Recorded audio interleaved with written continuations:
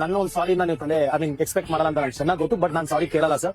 ನಾನು ಯಾಕೆ ರಜತ್ ಅವರೇ ಒಂದು ಮಾತಾಡಿದ್ದೀರಲ್ಲ ನಮ್ಮ ಬಾಸ್ ಬಗ್ಗೆ, ನೀವು ಮಾತಾಡಿದ್ನ ಇವಾಗ ಒಪ್ಕೊಂತಿದ್ದೀರಾ, ನಾನು ಮಾತಾಡಿಲ್ಲ ಹಂಗೆ ಹಿಂಗೆ ಅಂತ. ನೀವು ಮಾತಾಡಿಲ್ಲ ಅಂದ್ರೆ ಅದು ನಮ್ಮ ಬಾಸ್ ವರ್ಗೂ ಹೋಗ್ತಾನೂ ಇರ್ಲಿಲ್ಲ. ಅಂಡ್ ಅವರು ಅದನ್ನ ಇಟ್ಕೊಂಡು ನಿಮ್ಮನ್ನ ಕೇಳ್ತಾನೂ ಇರ್ಲಿಲ್ಲ. ಅವ್ರು ನಿಮ್ಮಿಂದ ಏನು ಸಾರಿ ಕೇಳ್ಬೇಕು ಅಂತ ಎಕ್ಸ್ಪೆಕ್ಟ್ ಮಾಡ್ತಿಲ್ಲ. ಎಂತೆಂತ ಅವಾರ್ಡ್ಗಳನ್ನೇ ಅಕ್ಸೆಪ್ಟ್ ಮಾಡಿಲ್ಲ ಅವರು. ನಿಮ್ ಸಾರಿ ಎಕ್ಸ್ಪೆಕ್ಟ್ ಮಾಡ್ತಾರ? ಯಾಕಂದ್ರೆ ಒಬ್ರಿಗೆ ಒಂದು ಸ್ಥಾನ ಇರುತ್ತೆ ಅಂತಂದ್ಮೇಲೆ ಅದಕ್ಕೆ ಬೆಲೆ ಕೊಡೋದ್ ಕಲಿಬೇಕು, ಯಾವ್ದೇ ಕಲಾವಿದ ಇದ್ರು. ಒಂದು ಮಾತು ಹೇಳ್ತೀನಿ ನೋಡ್ರಿ ನಿಮ್ಗೆ, ಅದೇ ಜಾಗಕ್ಕೆ ಇನ್ನೊಬ್ಬ ಯಾರಾದ್ರೂ ಸ್ಟಾರ್ ಇದ್ದಿದ್ರೆ ರಜತ್ ಅವ್ರೆ, ನಿಮ್ಗೆ ಆಗ್ತಾ ಇರೋದ್ ರೀತಿನೇ ಬೇರೆ.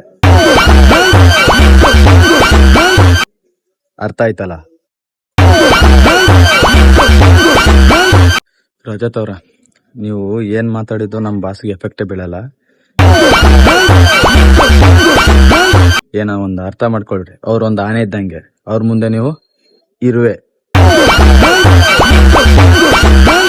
ಅರ್ಥ ಆಯ್ತಲ್ಲ? ಇರುವೆಗೂ ಆನೆಗೂ ಎಷ್ಟು ವ್ಯತ್ಯಾಸ ಇರುತ್ತೆ ಅಂತ.